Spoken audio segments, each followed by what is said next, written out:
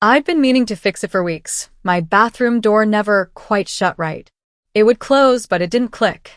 Just hung there, like it knew secrets. But living alone, I never thought much of it.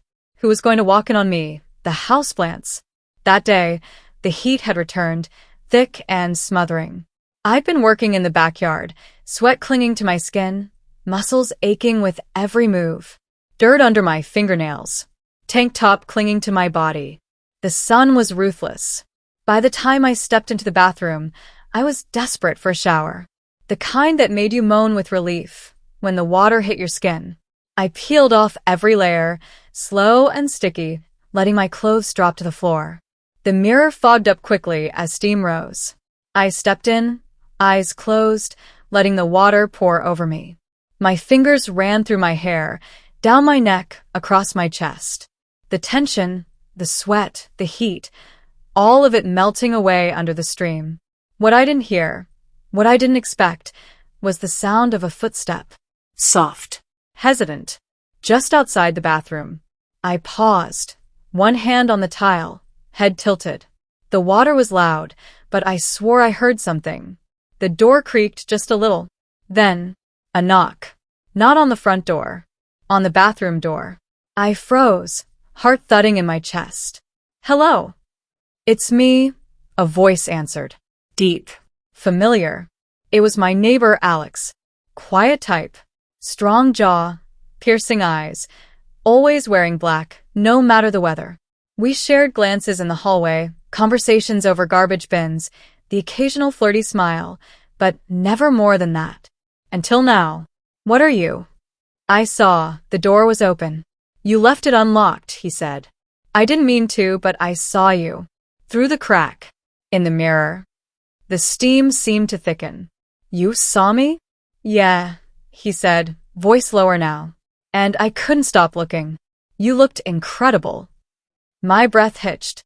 "I shouldn't be here," he added. But he didn't leave. "Then why are you here?" I asked, my voice barely above a whisper. Silence. Then the sound of the door opening just a little more. The shadow of him through the steam. I turned slightly, still behind the shower curtain, heart hammering. "Because I've wanted you," he said, long before today. The curtain slid slightly. And there he was. Alex. Shirt damp from sweat. Eyes dark with something fierce. Something hungry. He stepped closer. "You can tell me to leave," he said, hand trembling slightly as it reached toward mine. "Say the word." "But if you don't..." I didn't. I reached out, fingers curling into his shirt, pulling him into the steam with me. Clothes hit the floor.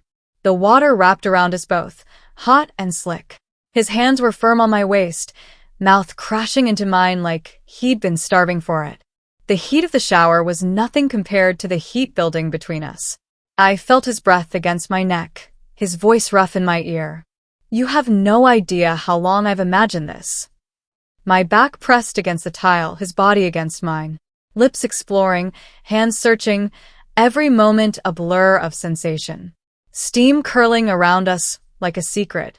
Time disappeared. It was just skin, breath, heat, and the pounding of two hearts tangled together. Later, wrapped in towels and laughter, we ended up on the couch, wet hair dripping, smiles lazy. "That was unexpected," I said, grinning. He looked at me, brushing a strand of hair from my cheek. "I've wanted to knock on your door for months. Just never had the nerve. Guess it took a little steam to make you brave." He laughed. "Or a broken lock." I leaned against him. "You know, you could have just asked. Would you have said yes?" I smirked. "You saw me in the shower. What do you think?" His answer was another kiss, slow, deep, full of promise. The bathroom might have been where it started, but that night was far from the end.